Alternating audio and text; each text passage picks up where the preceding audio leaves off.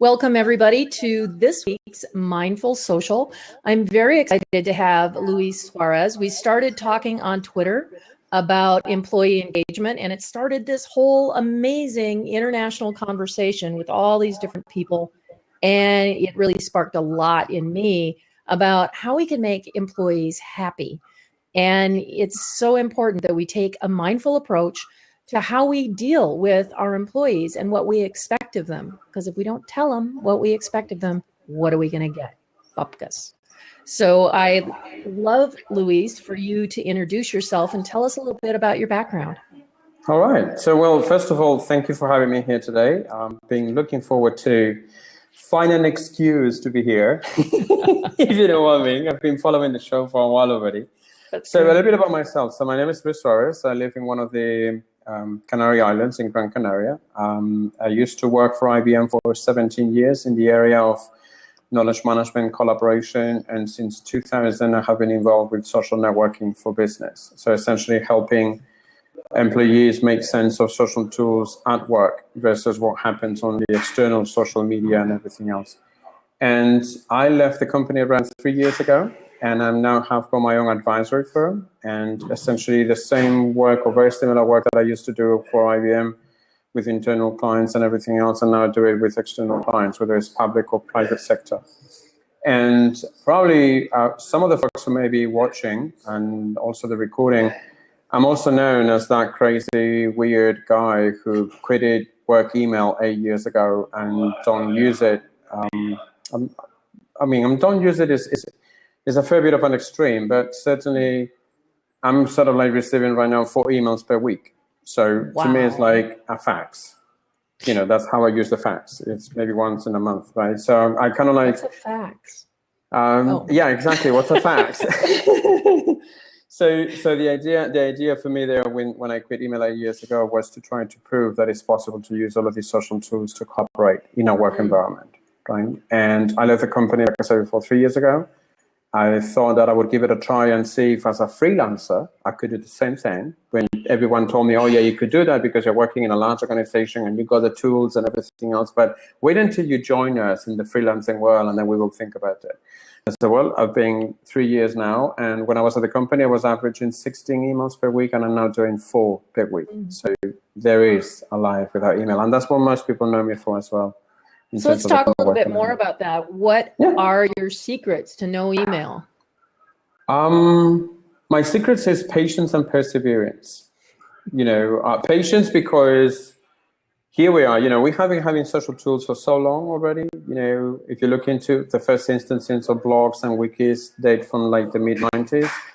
And in most organizations, email still is the king of conversation in terms of how people communicate and how people collaborate. So patience comes to me from the point of view of trying to introduce something new, you know, trying to provoke the conversation about, you know, what if there will be an opportunity to make you much more productive, much more effective without going crazy. And we will talk about mindfulness in that context of email because, you know, over the years, you get exposed to tons of research about what email does to our brain, and it's not pretty. Yeah. And that's something that people don't want to say and look into. And perseverance in terms where I've been doing that no email thing now for 8 years. And everyone that I work with and then I collaborate with, they know that I don't use email. And for me, it's an opportunity to help them understand how they can use other tools and work with other tools. In this case, digital tools to get their work done, right? So it requires patience to, you know, help people understand how there may be better options and how you need to explain, how you need to enable, how you need to coach people. And perseverance in terms of once you see the light, and believe me, if you start doing no email for a week, you will see the light of what it is. Not using email is no way back, right? And that has helped me transform the way I work with people and I network with people, right? And it's sort of like an opportunity for me to transform the way we work, whether internally or externally, right? So do you use direct messaging? Are you texting a lot more? What are your main channels of communication? Well, my main channels of communication, right now I use 4 of them actually. And I know that people are going to go like, my God, so he gave up email for 4 tools? That doesn't sound like easier. But right? you use them anyway. Yeah, but it's easier in a way that it has allowed me to fragment the way I collaborate. So it helps me to become more focused versus multitasking. I don't believe in multitasking. It doesn't exist, right? And we can talk about that if you want to at a later time in the Black webcast. So I use 4 main tools. So one of them is a tool from my former employer from IBM that allows me to keep the data within the European Union. Because some of the clients that I work with, they say, I need to have my data in the country where I'm working or within the European Union realm, especially, regulatory industries and everything else. So that's IBM connections, right? My second tool that I use is Twitter. Twitter is my window to the world. It's how I interact with people. I have built, and I actually have done an interesting experiment where, and you know about that because we had chatted about it in the past. I don't follow people on Twitter. I have them on public lists, and I have open direct messages. So anyone in Twitter, so the 400 million people all can send me a direct message, just like you would do with email. Right? The main difference is that people don't need to know my email address. They only need to know my Twitter handle, which if you do a quick Google search, you will find it because it's my #1 social tool that I use. Right? And then the third tool that I use, which is more related to teamwork, project work, is Slack. I'm a crazy fan of Slack. I think me too. It's transformed the way we work in teams. Right? And the fourth one is a messaging app called Telegram. I know that everyone is a big fan of WhatsApp, and everyone uses WhatsApp. Probably not in the States as much because you guys have got free text messaging. But over here in Spain, WhatsApp is like religion. Sure. It's the god of technology. In fact, 2 years ago, there was an interesting article in one of the local publications where for the first time ever in Spain, we sent more WhatsApp messages than emails. That was like, yeah, I won the argument. Bye, everyone. I was like, whoa, but lots of people use WhatsApp, and I use actually another application called Telegram, which I really like because it does pretty much the same thing as WhatsApp does, but it allows you to have a lot more control of the conversations that you have with people in terms of, end-to-end encryption, in terms of creating your own channels, self-destructing messages, and all sorts of different things, right? And I quite like it because I can use it on my desktop, I can use it on my mobile devices and everything else, right? And like I said before, it's very similar to WhatsApp. It's just that for business, I prefer to use Telegram kind of thing, right? So those are the 4 main tools that I have. Then I have got presence in a number of other different social tools like Instagram, like Flickr, my blog, and everything else. But for my day-to-day work, those are the 4 ones that I rely on at this point. Yeah, I am also a huge Slack fan. It makes a big difference to me. Just with how we work with our team and how we integrate, that's a fabulous tool. I use WhatsApp with European clients, but it's really the only time I use it. That works best for me. And Twitter for me that's my #1 network. Unfortunately, I am not anywhere near no email. I probably at 1,000 email a day. You're kidding me. No, I'm not. It's insane. Wow. Okay. So I'm gonna change roles here, and I'm gonna interview you. So how do you keep up with a smiley face with that amount of email volume? I filter. You filter. I filter. Okay. Because you must filter really good for having that happy smile. I still swear a lot. Because for me, I'm getting alerts on all of my clients' social networks. So that's all going in different files related to the clients. Some of them I never open, but I use them as archival. So that goes in. I may not read them. I probably read, maybe 30 emails a day. Okay. And the rest of it is information, it's sales, and I would say 85% of it is spam. But here's something interesting, and this is something that I could talk for ages about the no email thing. Now, when I started the no email thing, I had more or less the same number of emails that you have there, 30, 40 a day, which was manageable to a certain extent, right? The problem is when you don't do it regularly, when you go on vacation for 2-3 weeks and then you come back and the 30, 40 turn into several hundreds. That's when there's a problem with it, right? Yeah. But the interesting thing is that you mentioned there a type of email that I don't consider email, which is when you have got those alerts and notifications that come from other systems. Like, your clients social tools that they use, for instance, right? And you still get them because you want to be notified. And if you look into it, they use very similar notion to using an RSS feed reader, right? So there are alerts to content that is stored out there. You're using email because you prefer to use email as that aggregator, but you could use whatever other feed aggregator. So that to me is actually not email. And there's a name there for it. It's called Bacon, B-A-C-N, pronounced as in bacon, right? I'm a big fan of bacon for both reasons. You know. You live in Spain, you have to love bacon.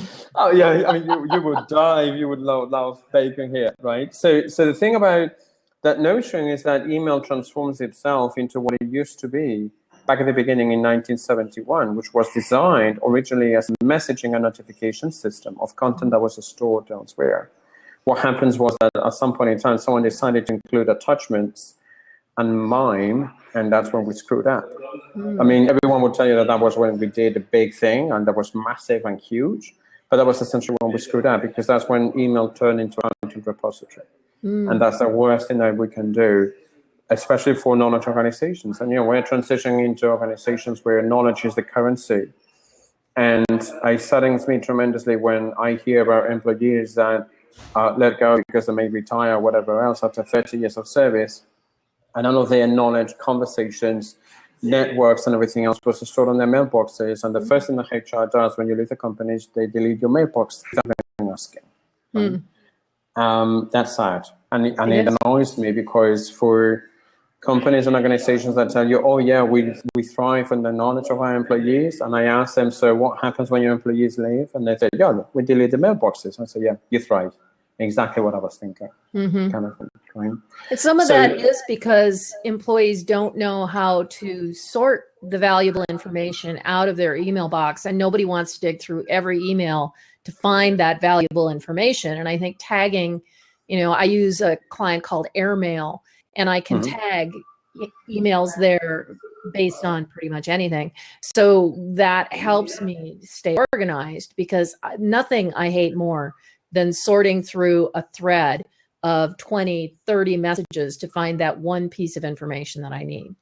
Yeah, absolutely. And the interesting thing is that there are some mail clients that are trying to help with that task of tagging, right? And not just tagging, but also filtering and selecting what may need to be moved forward. And if you look into it, there are a number of different solutions out there that are trying to bridge the gap between email and the social tool itself. So Slack is doing it, Jive is doing it, Connections is doing it. And there are a number of different providers in social software for enterprises that they're starting to think, we know that people will not leave email right away, so we need to provide a bridge for them to come over to us. So we show them how they can interact with email and select some of those key messages, critical knowledge, and then move it into those more sophisticated repositories, and then leave communication for, day-to-day kind of thing into what email was supposed to be, right? And I love that about Airmail. They do that. You can tag, you can sort, and it also will give you, when you connect your social networks to it, it'll give you information about that person who emailed you, which is always useful because everything with me goes to social. Yeah, because and that's essentially what it should be, right? I mean, if you're trying, the way we're trying to help organizations understand the new rules of work is that everything becomes a lot more open and a lot more transparent, right? Yeah. And it's all like a situation where information flows, right? It's not knowledge as stocks, as Paul Hagel used to, as John Hagel used to say, but it was more like knowledge flows, right? So the thing there, the opportunity with all these social tools is that we free up knowledge for other people to reuse it, right? And that's what I really like about the transition that I made from email into social tools, because all of a sudden I realized that my knowledge was no longer mine. It was my network's knowledge. Right, and then people say, yeah, but what about this mantra? The knowledge is power, and the more you share your knowledge, the more power that you share. And I said, well, how about if we turn it and we go and say knowledge shared is power? Because one of the things that I did when I started doing that no email thing 8 years ago was that all of a sudden everyone was starting to find out about who I was. So I got more visibility. I was more capable of demonstrating my thought leadership skills and expertise and the projects that I was working on. I eventually, through my blog, the last 10 years that I was in the company, I came from project to project to project, thanks to my blog, not to my emails, right? And eventually all of the knowledge is exposed out there. So everyone knew who I was. Everyone still knows who I am, even though I'm no longer there, because all of my content has remained behind, even though I left nearly 3 years ago. So the idea there is how do we transition into that opportunity of how do we expose our work, right? And that touches right on into the theme that we discussed about employee engagement in terms of how do we help employees become more engaged with the work that they do, more motivated, right? More involved in a way. And to me, that was a big aha moment when I realized that all of a sudden I was no longer fighting the corporation. I was actually helping everyone become more effective on what they did with my knowledge. So when they were doing things, it would come back to me and say, well, yeah, this comes from Lewis. This presentation is from Lewis, this particular blog post is from Lewis, and we can reuse it because he has shared openly and freely to everyone out there. I tell you, if someone wants to re-engage themselves back into the workforce, back into the work that they do, it's one of the most powerful ways of doing it. It's exposing yourself on what you do and what you're good at and what the kind of knowledge that you have that other people will benefit from. And I found out for myself at the time that email was not cutting it for me. That's why I abandoned it 8 years ago. Right? Yeah, and it's a way to establish yourself as an expert with a whole different group of people that you have no way of reaching through email. Including you. Absolutely.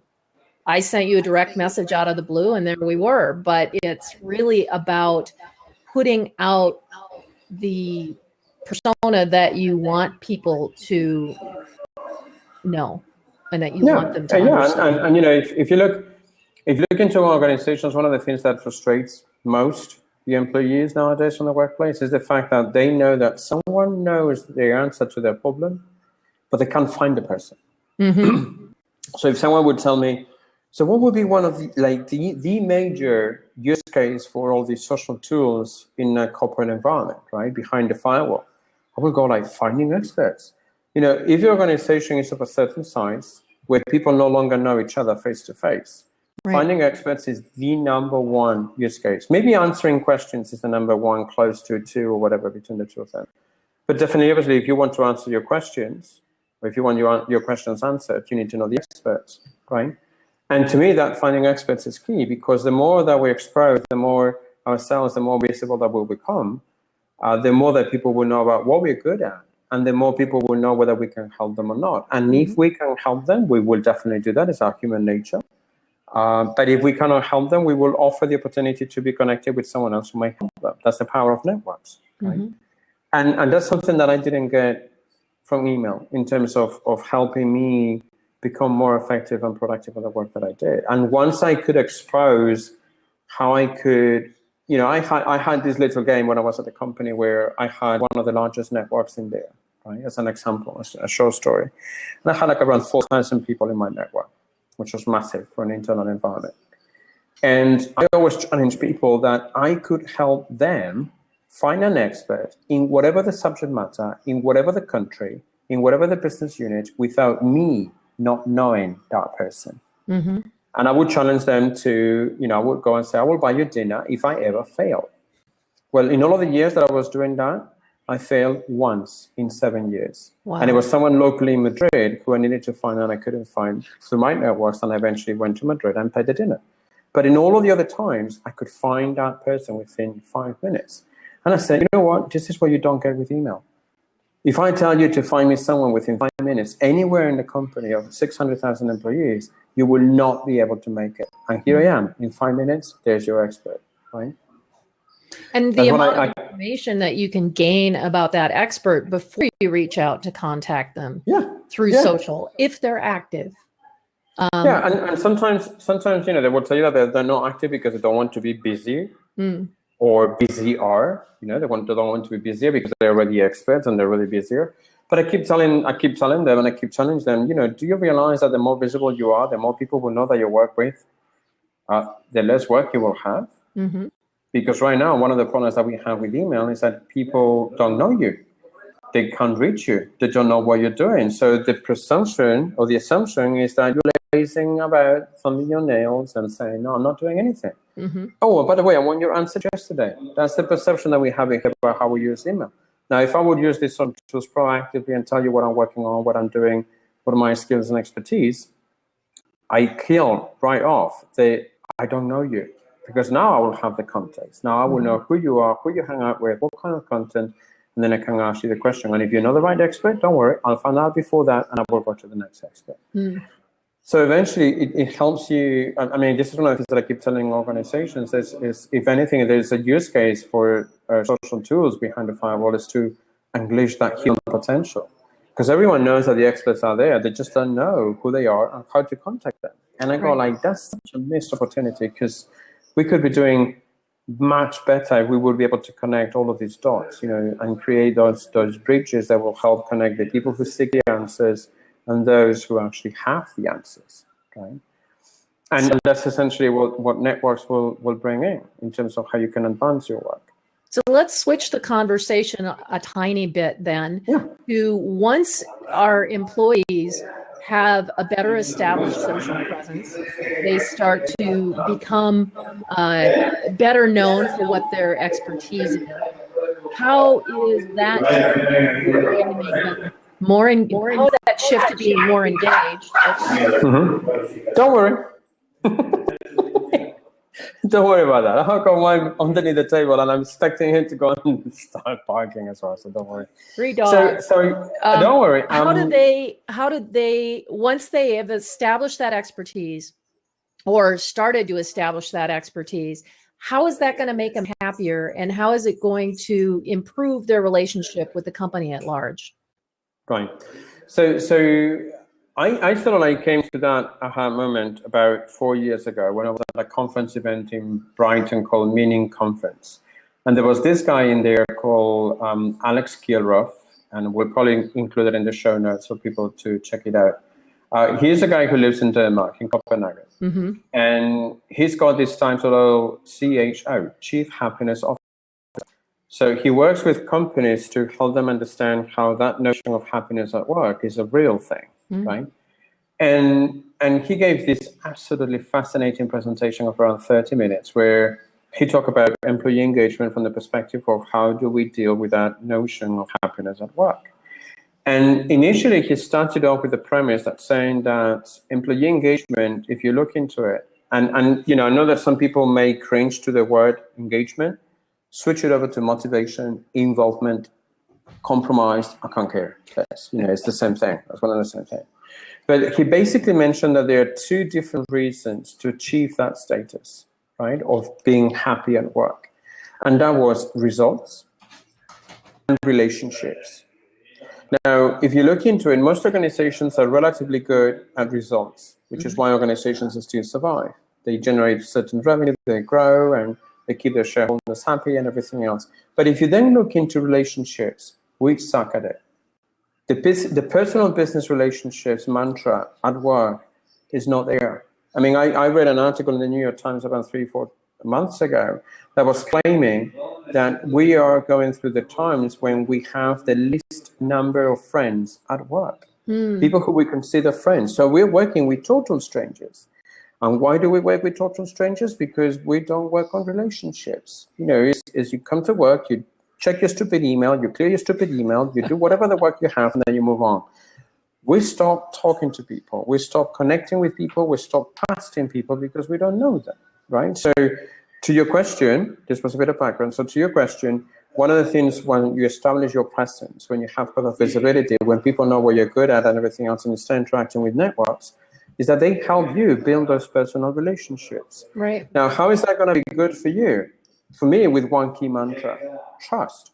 I mean, I do workshops with all sorts of various different people, right? And I ask them, what's the main reason why you don't trust people at work, right? And they tell me, well, I don't know. And I say, I don't know. What do you mean, I don't know? I say, yeah, I don't know them. I say, exactly my point. The reason why you don't trust people is because you do not know them. So if you have the chance through networks to know them, to find out what they do, how good they are, whatever the thing, who they hang out with, what they do in their personal lives, because that matters as well, that's social capital, there's a greater chance for you to actually trust that person. So I did this one time for the European Commission, this workshop, and I asked that same question, and there was this middle manager who came forward very proud, very cocky, saying, yeah, but I know my employees so well that I don't trust them. And I go like, right, okay. And myself there in a split second, without thinking twice, I said, well, that's a much more fundamental problem that you're having, mister. You're just hiring the wrong people because you know them and you don't trust them and you still hire them. So no wonder you have other problems that you have. So the main thing for me, yeah, exactly. So the main thing for me is that through these social networks, we have the ability to fix that issue about relationships. And there's one thing that happens with social networks is that you have the opportunity to build a stronger links, to have a stronger sense of belonging. It's very tough, and this is something that I have always challenged people at. It's very tough for you as a knowledge worker in an organization to leave the company where you have got friends, because you're leaving something behind. However, it's very easy if what you leave behind is a whole bunch of different strangers that you have ever hardly talked to, right? So for HR, for instance, this is a big moment. It's how do we retain our talent? So, well, improve relationships, which is essentially how you help people motivate themselves back in terms of, hey, I'm working with a really smart group of people who I consider my friends, people who I know, people who I can trust, people who I can reuse their knowledge to make myself more effective, just like they would do with me, right? And that's one of the things that I keep telling people about, how we need to start bringing that conversation on the table and say, what are we doing to improve relationships at work? Which to me is the main problem right now. We are scared shitless about working through our personal business relationships. Right. Because someone has told us that is a taboo word, because at the moment that you mention relationship, everyone goes like, I want to have sex with you. Oh, I'm sorry, but that's not it. It's not the whole thing. In a work contest, it's not, believe me. So this is more about, that personal business relationship. And if you look into 25 years ago, when we used to have this notion about, and this mantra about knowledge management, right? There was one little theme within knowledge management that was considered always key, which was social capital, right? The typical chit chat. That's how eventually we built relationships back then, right? Knowing about what people were doing. The people would come on Monday morning to work and we would ask them, so how was your weekend? Did you play Pokemon Go? That's a conversation to do, It is. So the thing is that's how you actually get to know people, because they want to start telling you all sorts of stories. Then you can start building ties. You can start building connections. And like I said before, it's very tough to let your friends go if you decide to move on to the next joint venture or gig or company or whatever else. So to me, at the heart of the matter from the whole thing around networks and that happiness at work and that employee engagement is, how do we help organizations understand that they need to foster an environment for building stronger relationships, right? So Gail asked a really great question. What do you think of workplaces that offer a mindfulness practice during work hours? And that kind of ties into that holistic environment at work. Yeah, and I think, workplaces that instigate that kind of mantra about mindfulness at work, I love them and I admire them, because right now they're telling me and they're telling us that they're sick and tired of building further on the cult of busyness, right? Not being effective, not being productive, it's about being busy. And that of busyness is I think, how we're destroying people's work lives and perhaps even personal lives. And home lives, yeah. Yeah, because it's going to the extenuation where people just think that, I need to keep working, I need to keep working. And if you ask people, how are you doing? The first thing that they tell you, oh yeah, busy. I hate that. I really hate when people tell me that they're busy, because they're telling me, I don't have the time with you. I don't have the time to talk to you. I don't have the time to be in the moment because I need to think about the next thing that I'm going to do. And therefore, piss off. And excuse my French. No. So those organizations, those workplaces that start saying we need to live more in the moment and be more mindful about the stuff that we do, and then introduce different initiatives, I love that, because they're saying something that I find very important as well in this frenzy world that we live in, which is sometimes we need to slow down. Yes. You cannot sort of like build relationships with 140 characters in 2 tweets. No, they take time. They take years in the making. And I'm probably exaggerating the years in the making, right? But they do take time. So what I really like about, Gail's question there in terms of those workplace initiatives about mindfulness is that we need to have more of those. We need to showcase more of those. We need to show organizations that those initiatives are taking place and that as a result of that, employees are happier, are more motivated, are more engaged because someone has decided to do something perhaps trivial, perhaps not really good, but I find it very self-empowering, which is treat people as people, not as assets, not as capital, not as handkerchiefs that you can just dispose of when they're old, when they don't have the skills, when whatever, right? So you treat people for what they are, people. And it's those initiatives that tell me we don't like the cult of busyness.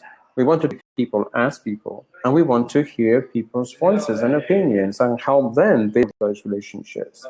I think that what we need to do as a collective, passionate about these topics, is we need to showcase those companies that are actually doing that and tell the rest of those who are not that they're still surviving, they're still thriving, they still have their business imperatives being met.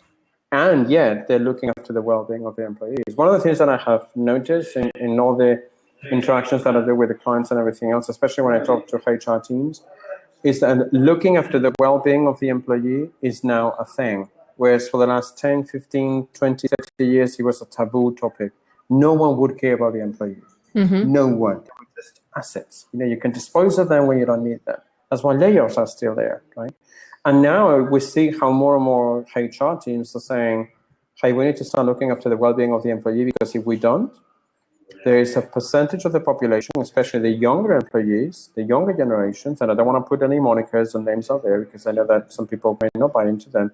The younger generations, they expect organizations to behave in a different way, to be more meaningful about what they do, and to be more mindful about who they're dealing with, in this case, themselves as people, right? Right. I think I was asking, do I know any good examples of companies doing that? Or I'm going to bite my tongue and say, no. No, okay, let me rephrase that. I know a few companies that are doing it, but they are like startup companies. Very small, very easy to scale in terms of reaching out to the rest of the employee workforce. What I'm talking about is the major big corporations. I don't know of anyone, and I'm hoping that someone can correct me if they listen to the recording, if they're not here in the live session, and tell us, oh yeah, but my company is doing that, because we may not know about it, right? But from other companies that I know that I have worked with in the large corporate world, I don't know of anyone that has been brave enough, not just do the initiatives, but to publicize them and communicate them and showcase them out there to everyone, and for everyone to know. I don't know of any, right? So I'm hoping that there are a few. Okay. Google's a really good example of that, although they do follow the cult of busyness, as well as, Facebook and a lot of other groups like that. But Google's made a pretty big deal about changing the way that they do work. And I think it's been driven, as you said, by the millennial that they're hiring. They want more from their company. So let me say something here about Google, because I didn't mention it as an example, even though I know that they were doing those initiatives, because on a Happiness at Work conference in London 2 years ago, I think it was, there was a high-profile Google employee in the UK, I think it was, who was actually showing off that they were using email 7 times more than the regular corporation. I'm sorry, that's not mindful. You may have your initiative, you may have put a check mark, but if you use 7 times more the volume of email that a regular corporation does, you're not helping your employees fix the stressful situations that they go through every single day, right? And this is where I can chime in and say there's a lot of scientific research that has been done now about what email is doing to our brains. It's essentially treating us as if we were lab rats that we can experiment with. And, the cost of interruptions, probably don't need to say much about that, right? But this is scientific research, psychological research that is confirming that email has done more evil, more harm to our brains than helping us. So any organization that shows off that they're 7 times more using email than whatever other social tool or whatever, I'm going to have reservations, right? And I mean, that's a good point. It may work, and don't take me wrong, if they have the initiatives going on and they're lovely praise them, bless them for that. But hey, this is about going the full board on it, right? Not just put a nice, lovely check mark, say, oh, well, yeah, we're doing that, and we're having this kind of impact. Ooh, no. Good point. Good point. Sorry. Get fired up with these kind of things, Well, that's good though. That's the whole point. And I think you're right. There are a lot of companies that are starting in different initiatives, finding different ways. For example, I'm seeing a lot more companies using Slack-like tools for team communication, which certainly makes it easier, to limit email. But you're absolutely right. If you're inundating your employees with stupid, wasteful emails that don't have good content in them, that's not helping. There's just to give another example as to the level of how serious the problem is, right? I don't know, you may have heard about it in the news or read it in the news, but there are two countries in Europe, so Germany and France, which are, big economies, right? Number one and number two of the European Union. By law, they have forbid the use of email after work office hours. I love that. So it's no longer companies doing that. It's the state saying, rather, we stop people using email after work hours, or we kill them. So let's not kill them. You know what I mean? So that's the state that it has reached, right? And everyone says, yeah, but if they're going to stop using email after work office hours, they will go into social networks. I said, yeah, but you notice that when you go and start using social networks after those work office hours, it's more the personal stuff that they go about. That's why they use, I don't know, Snapchat or Facebook or whatever else for their, friends and family. So it's no longer work. Yeah. You know what I mean, right? So what I'm saying with all of this is that somehow we need to help redefine how we're going to work in a way where we respect people's times. And this is something that is not happening. And this is why I think, one of the things that networks are really good at and using these social tools is that you decide at all times how you want to engage with whom and when, right? Whereas on email, you no longer have control of that. Everyone, as soon as people have your email address, you're doomed forever, right? Seriously, you're doomed forever because everyone will know your email address. And unless you change it, everyone will keep coming back. Yeah. Right? And in social networks, you can say, stop there, right there, because this is how I control the flow myself. This is how I work. And if you want to be part of my flow, if you want me be part of your network and help you out, we need to negotiate in here, right? There's no way to negotiate on email. And that's why I think we need to somehow transform the way people work in organizations, because I think it is all driven by that call of busyness, right? We need to appear to be busy, because if we don't, we're not doing our jobs. No one has to stop thinking. There's this very depressing statistic and graphic, and I'm sure if people will Google it, they will find it. That we have basically stopped being productive, as in the word notion productive, since 1980. Wow, yeah. So if we have been wasting nearly 40 years not being longer productive, why the heck are we still working? And that's because of that notion of busyness. We need to appear to be busy, right? Well, how many times have you talked to someone who, and especially, as someone who is an entrepreneur, as both of us are, I've got my East Coast clients. Well, I wake up at 5:30, 6 o'clock to read the emails from them to let them know that I'm present and paying attention. Or I will send, I think what's changed is that, with social media, you can schedule those things. Yeah. So, and not just schedule those things. There's one mantra that's been there now for a while, and then it's catching up steam, plenty of steam right now, that I really like, which is this notion of working out loud, right? Where, and it's not something new. Bryce Williams introduced it in 2010. Dave Weiner already talked about narrating your work in 2008. So it's not new, right? But essentially what it does is that you proactively expose yourself to your clients, to your business partners, to your colleagues, that you're there, that you're present, that, hey, I just arrived to the office. This is what I'm going to be working on today. These are my tasks, my to-dos, my clients that I'm going to talk about, the stuff that I'm going to be working on. If anyone needs my help, here's where you can find me, other times that you can find me. That kind of mentality for working aloud is tremendous, because then if people will know that, they will know when to interrupt you. They will know when to go for you for help. And they will know also when you're doing something else. So they will give you some slack. They will cut you some slack and say, yes, I know that Lewis is busy the Monday morning, so I'm going to reach out to him by the end of the day.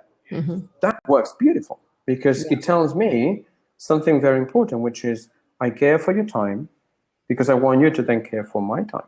And that's when things really happen, right? In terms of not expecting that, I need you to work for me because I'm sending you an email. No, we all have got work to do. We all have got stuff that needs to get done by the end of the day. And if we compromise, we negotiate how we can help in between those interruptions, that's when the magic happens. Why? Because this is one of the things that I keep telling people around, and it goes right back into the topic of mindfulness. If you care for me, I will care for you. If you don't care for me, I won't care for you, right? And this is really kind of like one of my major traits and skills that I always try to think people about, or try to tell people to think about when they start getting exposed more with their social networks and people start exposing more of themselves, which is use a lot of empathy. Be empathic about your colleagues. Put yourself in the shoes of those people who are stressed, who say, I can't deal with all of this work. I cannot, whatever. Have you thought about, well, why is this person so busy? How can I help this person? What would I do if I were this person? We're not asking those questions ourselves. We're just saying, if that person is too busy, they're incompetent because they haven't been able to time manage their time.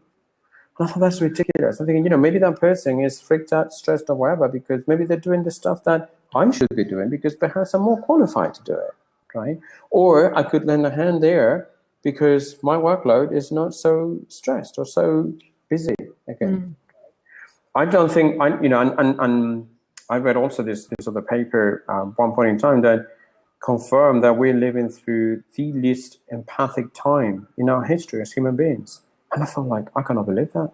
I cannot believe that. Really, with all of the opportunities that we have to communicate, to reach out, to make ourselves visible, with all of these social networks, and this is the time when we become the less empathic, what's wrong with us? I keep saying, like, okay, think for a minute. Why did you stop caring for people? I mean, I remember, and this is probably something that you may have seen yourself, right? Back in the day, I don't know, 2-3 decades ago or whatever, when people come to work, they used to care for one another. They used to have these team buildings where, for goodness sake, people even knew your family and your friends and who you hang out with and what you were excited about and everything else. So one of the things that I do nowadays that freaks people a little bit, right, is when I go and talk to someone that I know, or someone new that I don't know that I get introduced to, is I don't ask like, how are you doing? Or how's it going? I go on and start the conversation by what did you care about? And I pause, and they all go like, what do you mean, what do I care? So what do I care? What do you care what I care about?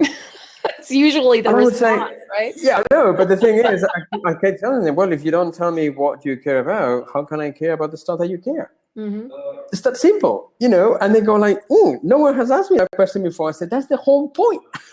Okay, so be prepared, people, if you ever meet Lewis, that, you're going to have to be paying attention. I would say, what do you care about? But here's the thing behind that question. It gets people to think exactly that. What do I care for? Why do I come to work every day? Is it because of me? Which may be a good option because I may have whatever the personal circumstances that I have. Is it because of the work that I do? Is it because of the people that I work with?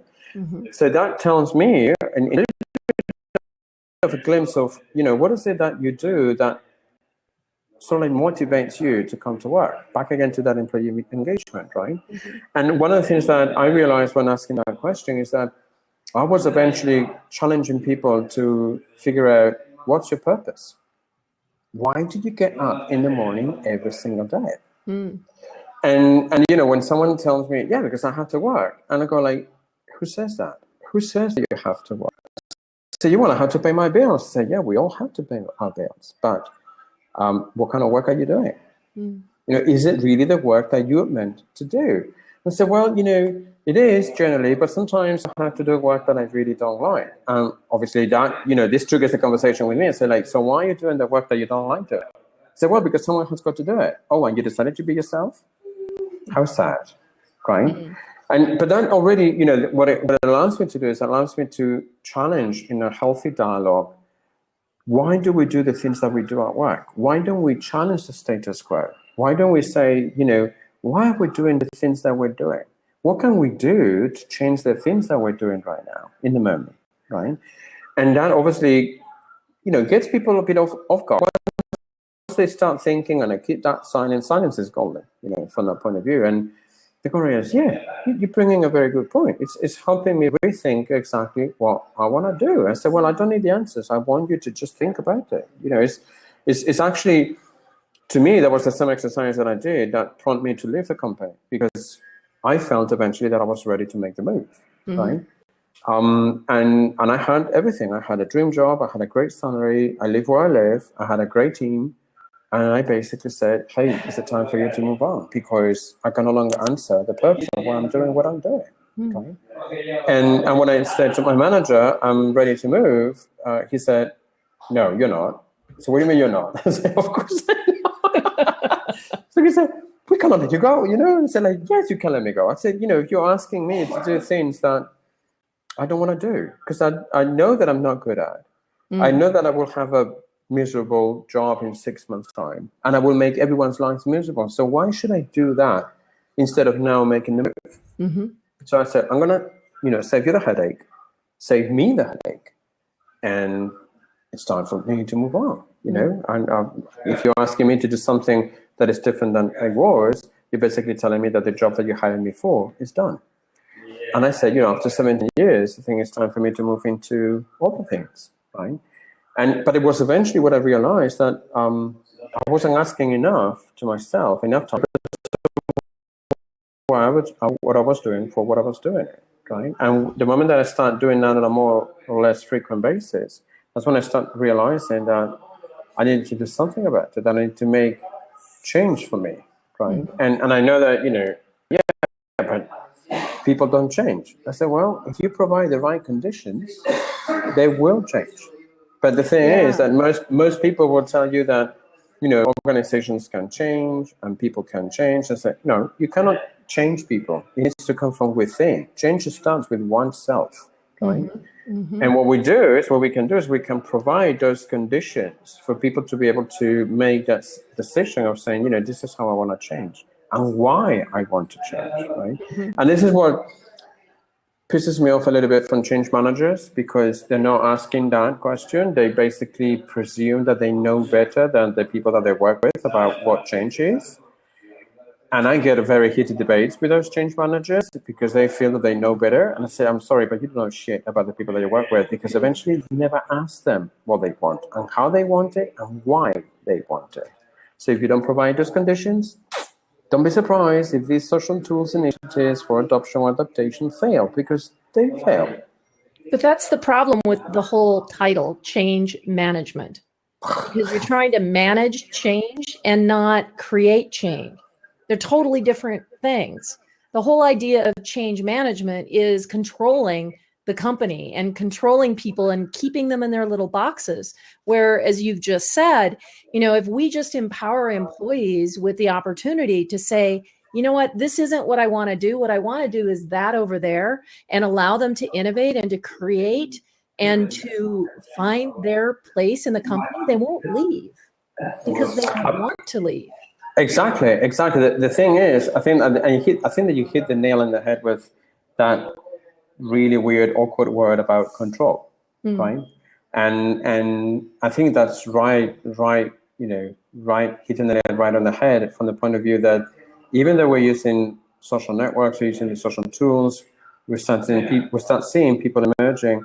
There's still these pockets of people who want to control the environment, who want to control people. I mean, I was earlier on having a Twitter conversation with someone who was saying that social networks are, if anything, another means of control. And I go like, come on, please. I mean, when are we going to go and wake up to the reality that control is an illusion that we create ourselves to fit the norm, kind of thing. And when we go into change management to create those conditions to control whatever happens, right? Versus, I like, more than control, I like the word influence, Is how do we influence people for them to realize that they need to make a decision about how they want to change the way they work, the way they are, the way how things work, whatever, right? And eventually what that tells me is backing into that empathy, right? Or the empathic self, when we go and tell people, here are the conditions that we can present for you. Now it's up to you if you want to go and take that change, right? If you want to make that happen. If you want to make that happen, based on what I know from you, based on how we work with one another, whatever, this could happen. But it's you, the one who needs to decide if you're going to make that change or not, right? We cannot manage change, as you will say. We can facilitate it, Yes. maybe. But what I'm really interested from that whole notion around change management is how we help people understand that this is not about controlling. If anything, this is about how we unleash the human potential of each and every one of your employees. And I go back to the fundamentals that I always go when I talk to HR. As far as I know, on record, HR teams usually don't hire incompetent jerks. At least not on purpose. I know, but so why do we treat people like incompetent jerks? Mm-hmm. We can trust them. We need to control them. We need to keep them always busy so they don't lazy or goof around or wherever. And eventually, we have to keep them as demotivated as possible so that they don't create trouble. Mm-hmm. And God forbid we should ask them any questions. Yeah, no, because they may fire back. They may have what they call difficult questions for us that we need to answer. Ideas. Ooh, God, things that they need to change. I think one of the interesting things that happens with all of this notion around social networks is how they help us regain our opportunity to have a voice, right? A voice not just necessarily in sharing who we are, making ourselves visible, but also in asking questions, and realize that you may ask a question, you may get told off about it, you're not going to get fired. I mean, I've one of the things that I learned from that corporate experience is that unless you screw things up really badly, where you make the business lose millions of euros, you will never be able to get fired, right? For asking a question. Mm-hmm. That's universal law, right? And the thing is that we need to help people become more brave and ask those questions. And yet, I know that people would say, yeah, but I don't want to appear as if I'm stupid or silly because I ask these silly questions. And I go like, the only silly question is a question that doesn't get asked because that's the one that you're stuck with.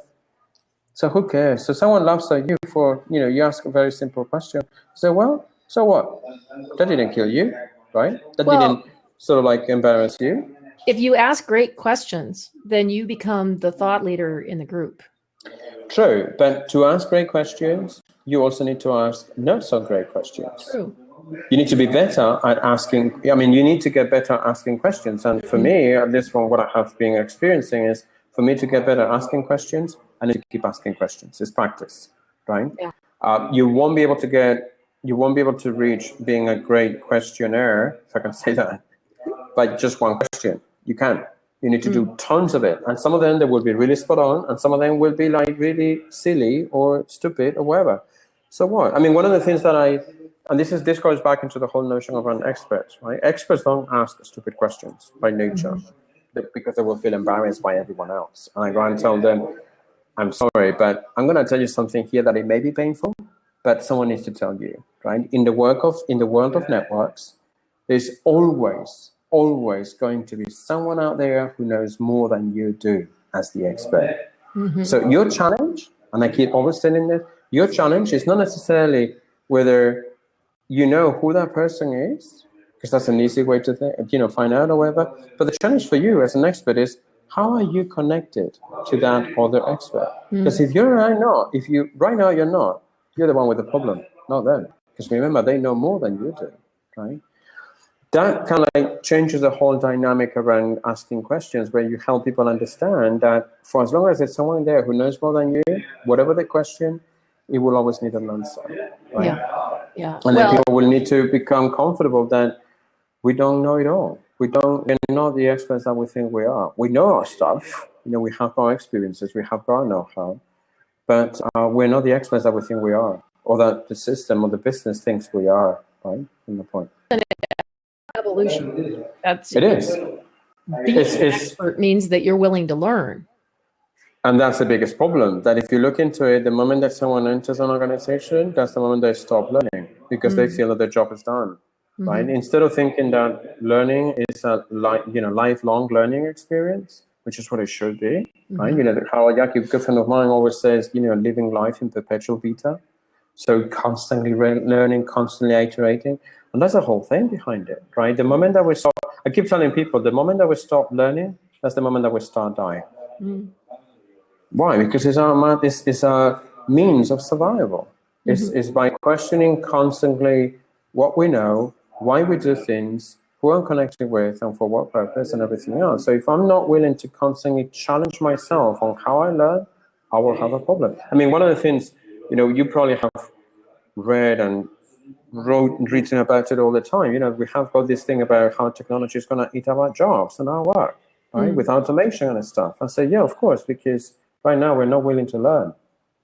We just basically say, no, I can't learn anything. I don't want to learn anything. But yeah, this machine is going to eat my job.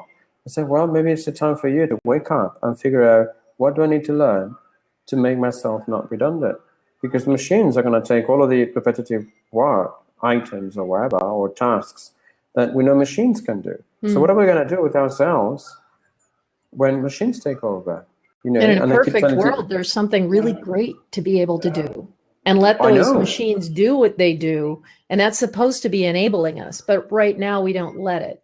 And I tell you what, this is the whole discussion in terms of how some people think about machines will replace us. And I have always said, machines will augment us. They will augment our human capability. They will free us up to do all the work, whatever the work. The problem is that I think it freaks us out asking the question to ourselves, what could I do that a machine could not do? Right? And I don't know, I don't have the answer for that one, even myself, right? That's what I keep asking myself constantly, that question. So, the time is coming where I wanted to ask, what can I do that a machine or a robot cannot do? But that's the way for me to say, I need to learn. I need to keep learning. I need to keep moving forward, because if I don't, someone is going to do it, or something is going to do it. And I think that what we need to do is we need to also think about the social contract of what would we do if we would no longer work? Right? How do we fit it? Because right now, if you don't work, you're somehow an outcast in our society. And I'm saying that in a healthy way, right? Saying like, oh yeah, I'm looking for a job, or I have been employed for 10 years, or I'm living in the streets or wherever. Those kind of negative connotations, they do have a negative baggage, which is you don't have work. So how do you keep yourself busy? So the question that I always ask people is, what happens if we wouldn't need to work? What we would do ourselves with that idle time? How do we transition from like Homo sapiens to Homo ludens, which is, I think that's our next path of evolution. That's where I see technology fitted in with humans. It's humanizing us with technology, right? And it's a fascinating topic because we see lots of things that are not going in that direction. They're going more in the replace the human, and I can't care less about the human. Versus how can I augment the human capability? And the other question that comes to mind from that point of view, which I don't think that many people have asked yet, is those billions of people who are now going to be unemployed. How are we trying to figure out that problem, right? No one's even thinking about it yet. I know, but the thing is that probably we should start doing that, because we're seeing more and more, reading articles or whatever, of machines taking over and replacing humans, right? And yet we haven't figured out what we're going to do with that, right? And I think that goes back into the whole notion of how we need to redefine not only the concept of the workplace, but also the concept of work. What is work? I mean, I keep one of my radical thoughts at the moment is, what if we think that work is a voluntary task that people do as if they were doing photography, or as if we're doing writing, or as if we're doing just going to the movies or whatever else? And some people say, hey, I love to work because I love to work. Right now, we do have a percentage of jobs that people do that they do not love. And that's what I find worrying, right? Because I know a lot of people who would say, plenty of entrepreneurs that would say, oh, I love the stuff that I do. I see myself doing this beyond retirement. Well done, because that's the spirit that you will need, because machines will take over everything else. right? Where we start thinking about work as a voluntary task. Right? And that means that we need to somehow start thinking about changing those social contracts, because right now it's not happening. And it's coming sooner than we think it is, I think. Yeah, I agree. I think, we're going to have to come back and have another show on that topic in particular, because I think there is so much to talk about. We could go on for a long time. I know. It's been such a pleasure talking with you, Louis, and I'm so glad that we connected on Twitter. I encourage everybody to follow him on Twitter. Why don't you let people know how they can find you and where they can communicate with you, especially your blog, which is really pretty great. Thank you. So on Twitter, I'm Elsua, Elsua. And that's, like I said before, it's my front door to the social world. And my blog is elsua.net, elsua.net. Great. .net. And anyone that wants to reach out or whatever, I'm happy to keep on the conversation and go on. And thank you for inviting me. Oh, such a pleasure. Great. I loved it. And I look forward to part 2. Yes, definitely. And just to let everybody know, you can find those links on mindfulsocialmarketing.com. And we will be sharing this on YouTube and also on my podcast on Spreaker. I'd love to have your comments, and please reach out to us on Twitter and let's extend this conversation. Thank you, everyone. Thank you, Janet. Thank you so much. Take care.